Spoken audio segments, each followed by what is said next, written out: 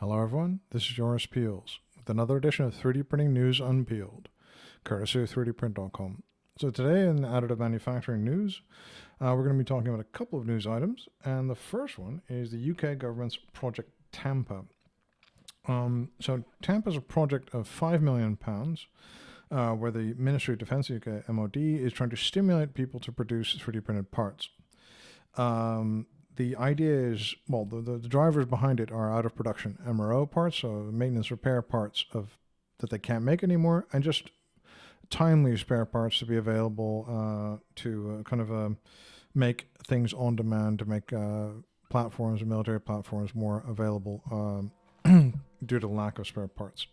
Now, this is their idea is essentially to have like a secure communication of files by encryption or other means, and that this will allow people to plug into this system. So the idea is that you can bid on making certain parts as a producer, and these aren't just the standard NATO NATO stock number parts, right?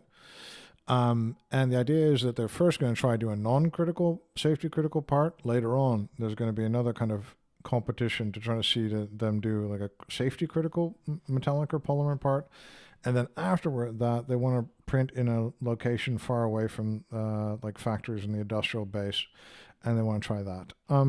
So this is a project, like what we've seen generally is the United States military is very far ahead of everyone else and investing considerable energy and research and development in making additive manufacturing available for cutting edge military technology, and also investing considerable amounts of money and things in making 3D printing available to the individual warfighter. Now, other militaries are, well, the Chinese are probably investing in it heavily as well. We've seen some things in research that point to them doing some really fundamentally interesting work. But other militaries are so far kind of not gone beyond the hobby thing.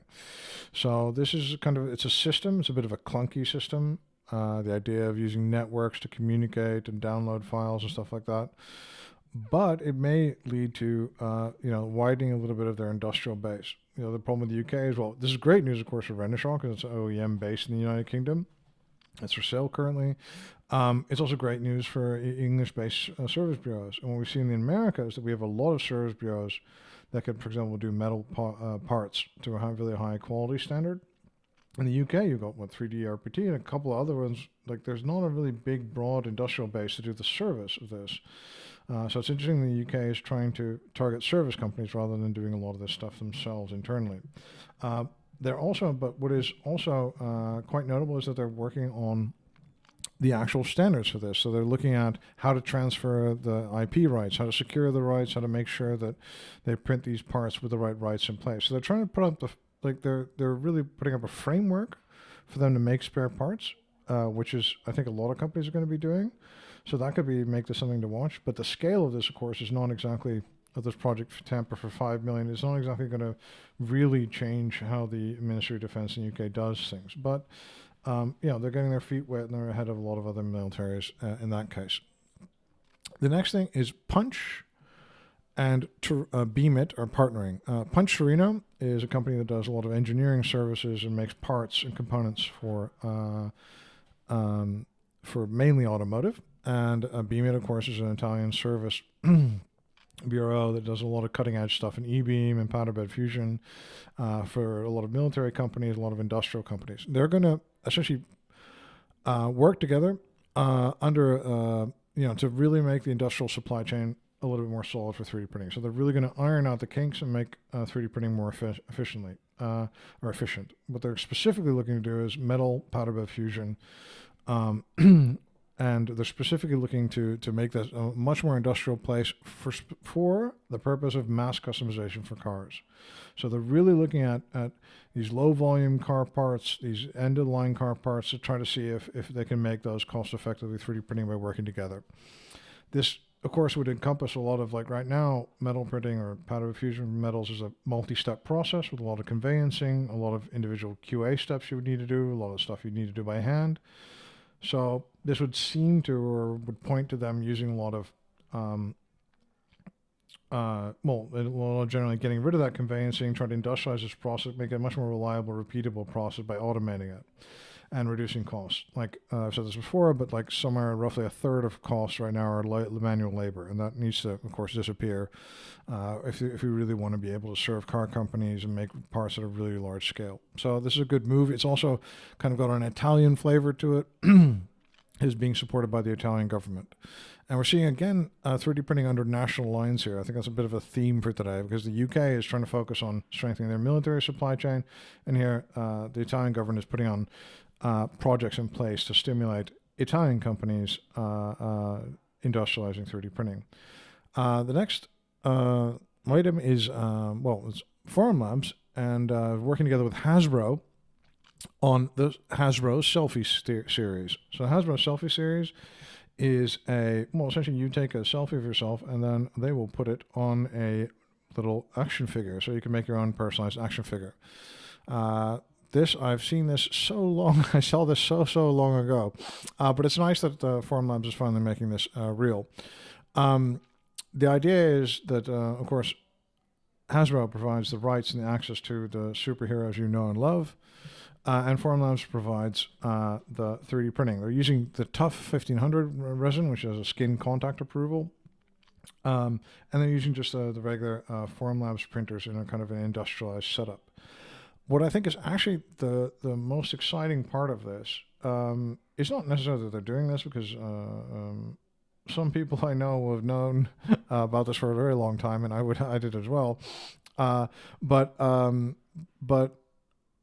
so the idea is that they finally made it happen. Now, why did they make it happen? They have a Formlabs Factory Solutions team. And I love this concept. I think everyone should have something similar. Essentially, they work really close with Hasbro to let Hasbro industrialize a solution by themselves. So Hasbro doesn't have to cobble together everything.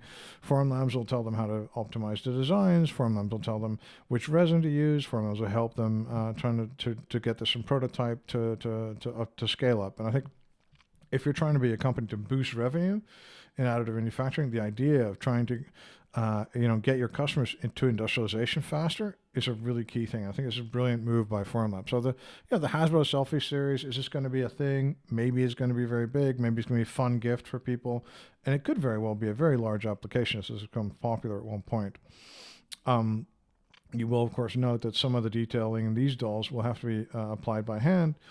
So the fact is, like, how cost effective is this going to be? But apart from that, this is an application a lot of people have failed at, and the fact that they're making it real is one thing. Now, the real significant thing, I think, is that they've got a team that's ready to help you industrialize stuff, and that is something like to have that internal force multiplier is I think a very, very exciting thing.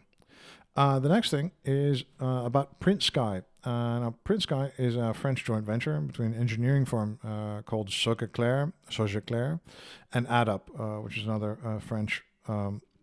It's actually a joint venture. There's a joint venture of a joint venture. And AddUp, which is like the Michelin and Fives kind of 3D printing offering and powder bed fusion. Now, these two companies, AddUp and Sogeclair, are working together to 3D print aerospace parts. So they're working together to print like a turbine disc, which you see in front of you.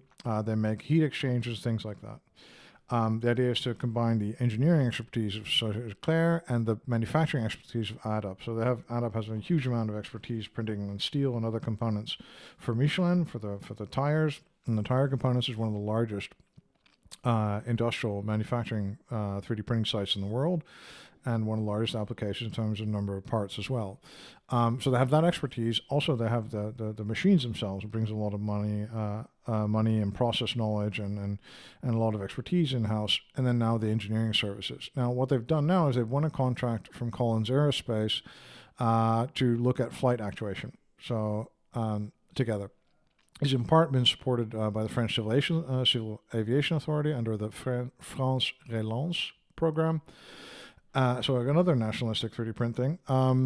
And the idea is for these guys to work with Collins to industrialize and provide this flight actuation. So this actuation systems approach is it's very exciting. Like so companies like Domin, for example, Domin Fluid Power is showing the way how you can make actuation solutions that are cost effective and outperform traditional ones. And we know that there's stuff like this going on in aerospace. We know that certain companies are investing in this heavily.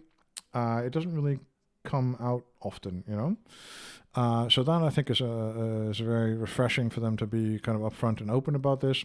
And I think it's a really exciting thing to look at flight actuation, look at how we can look at a fluid power solution like this and optimize the structure, of course, reduce weight, right? But of course, how to get it to such a level that this thing performs better than existing solutions, and how to make this an actuator that actually lasts for a very, very long time and integrates well with all the other components of aircraft and space vehicles. So I think this is a very significant piece of news, and I think this is a great thing to be learning about. And thank you so much for your time today. My name is Joris Peels, and this is another edition of 3D Printing News Unpeeled.